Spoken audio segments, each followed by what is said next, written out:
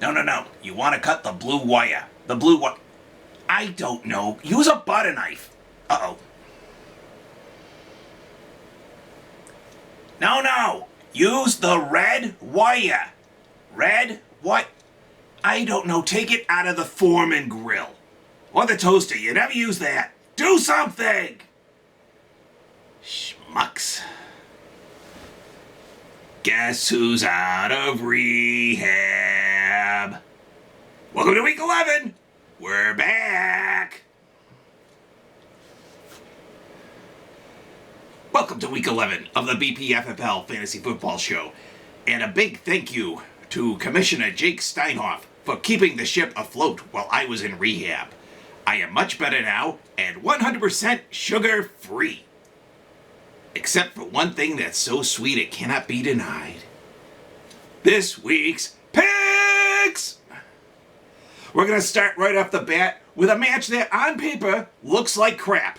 It's the Taylor Hollow Terror taking on the Gowanda Thunder. Wait, they're not Gowanda anymore? Fredonia Thunder. Lottie freaking da.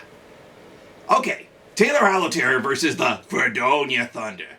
Okay, now on paper, this is a crap matchup. You have two teams that have combined lost 8 games in 4 weeks and are both on the edge of elimination in the Central Division. And neither of them are looking really hot coming into it.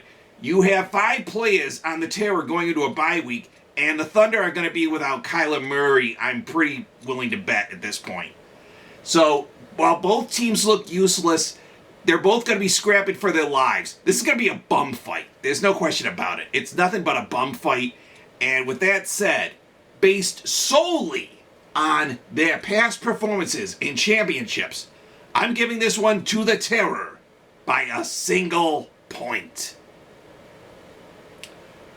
Up next, we have Team Snake-a-Puss taking on the OP Dokies. Okay, this is a good one. This is another Central Division matchup with the teams currently 2nd and 3rd, respectively, fighting to scrap their way into a top spot and perhaps get their way to the top seed. But this one's really short and really sweet, so I'm not going to sugarcoat it. I don't sugarcoat anything now. The Snake-a-Puss is going to be without Cooper Kupp this week, and I think that's really going to hurt them. So I'm going to give this one Dokies over the Snake-a-Puss, 8 points. Up next, we have the lowly Eden Extractors taking on the mighty Irving A-Holes. Okay, let's be honest here. The Extractors are not going to win the Global Division. They are currently in 5th. It is mathematically impossible for them to win unless all 4 teams simultaneously quit in the next 5 seconds. And that was their opportunity. Yeah, they have the worst offense going in, and they have to win the next 4 games to even get a whiff of the playoffs. And that's going to be hard to do when you have the worst offense.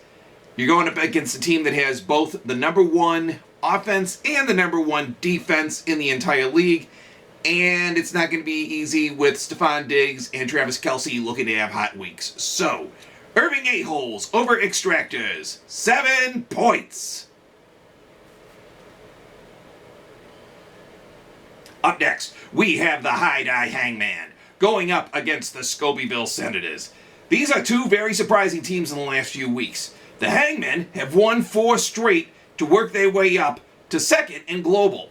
The Senators, unfortunately, have lost 3 and are now tied in 3rd for Global as well. So we have ourselves a bit of a situation here. We have 2 teams that have been changing their identity of late, one for the better, one for the worse. And I think it's going to keep getting worse for the Scobeyville Senators, who have scored less than 25 points over the last 2 games. Now, you take that and you add that over the fact that you have Saquon Barkley coming in, and you have a High-Dye ownership that is looking to make their 3rd Super Bowl in 5 years. No beating around the bush. Hangman over the Senators, 10 points. Lock of the week. Lock of the week. Lock of the week. And finally, our main event this year are the Mon Volley Mallard. are the Mon Valley Maulers? Steinhoff sold the team? He kept the team.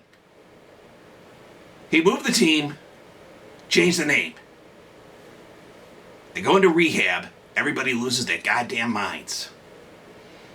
The Mon Valley Maulers taking on the Rich Road Roughnecks. Okay, kids, this is our only interdivisional matchup this week. And usually interdivisional matchups are cute, they're cuddly, they're adorable, they're something fun to look at. Much like a certain stripper I know down in Tonawanda. But I digress. You have the Maulers, who are tied for third in the Global, going up against the Central Division leader, Roughnecks. Okay. This one's going to be academic. The Maulers last week have scored a season low 16 points. And that is not going to help, no matter how many people you trade, add, whatever. When you are going up against a Roughneck team that has outscored your team every single week since week 2. Roughnecks over Maulers, 3 points. Thank you all for watching, and I'm going to try to figure out how to sign off here. Hey, Billy, stick your tongue in the light socket. It'll be funny. Hee-hee!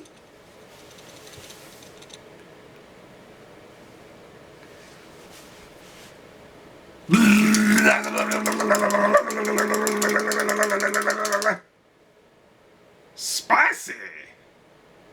La la la la la la la la la la la la la la la la la.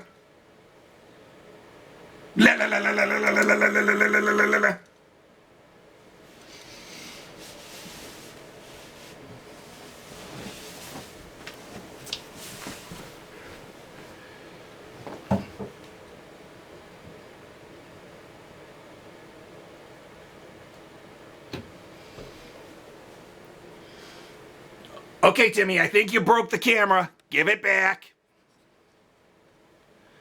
Timmy?